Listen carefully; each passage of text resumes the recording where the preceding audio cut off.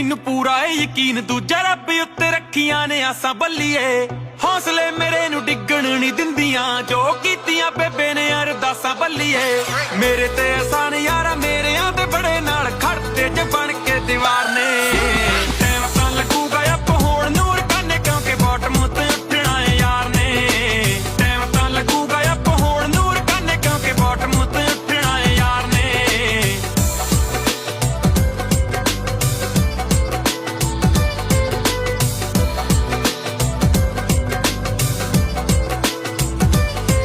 ਜਿਹਨੇ ਗੀਤ ਲਿਖਵਾਏ ਉਹ ਕਢਾਊਗਾ ਜ਼ਰੂਰ ਟਾਈਮ ਜਿਹੜੀ ਤੇ ਸਿਕੰਦਰ ਦਾ ਆਊਗਾ ਜ਼ਰੂਰ।